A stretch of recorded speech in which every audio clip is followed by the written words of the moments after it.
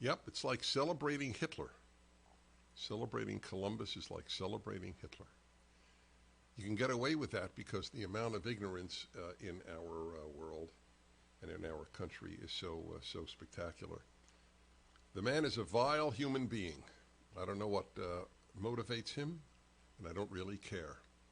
But I do feel that I owe it to this country and to decency to tell you what kind of human being this Popovich is. So here's another story for you about the world in which we live today. Los Angeles to remove Father Junipero Serra's name from downtown park. Man was declared a saint, if I'm not mistaken. The park named after the Catholic priest from Spain who established California's mission system and sought to baptize Native Americans, will be called La Plaza Park until a new name is officially adopted. It's really quite something. So what is the statement of Los Angeles? That it was a bad thing that Native Americans were converted to Catholicism? I mean, let us be very clear here. Am I watching? Is that Garcetti? Oh, it's painful. It's painful to see this man who's a nothing. It's just we're governed by nothings. He's an example of that. And so that's the question. I'd like people to be asked: is it a net loss to society if a person who is Native American and has Native American tribal beliefs, if that person converts to Christianity, is that a moral step up or is it a moral step down? This is not an anti-anybody. It is a values question. It's not anti-indigenous Americans. Of course not. In fact, the odds are that he cared for them so much, he wanted them to become Catholic, become Christian. The issue is not antipathy. The question is a value system. If you compare what Catholicism created and Christianity in general versus what indigenous cultures created, do you think it's a tie? Do you think it's a moral tie? Now, you can't ask these questions because truth is not a value any longer in our media or academic world. People attack people who raise the question I did, but if you care about people, you have to ask that question, because the only important question is what will elevate people? What will make people better? What will make civilizations better?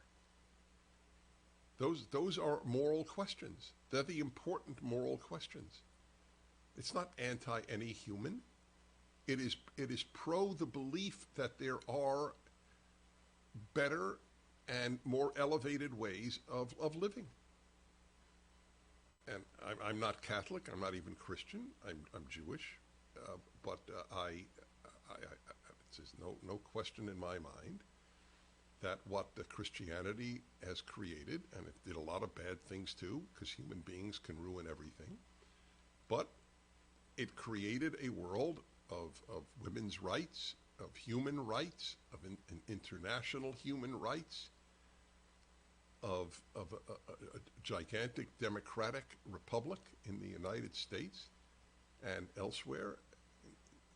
These are enormous achievements. They haven't been made basically anywhere else. Other than Judeo-Christian culture, what produced these things? The Japanese have a flourishing democracy because it was imposed on them by the United States of America after World War II, imposed by a Christian civilization. It's not anti-Japanese to say that. The Japanese would agree with that. Same with Korea, with South Korea. These are the fruit of what are called Judeo-Christian civilization.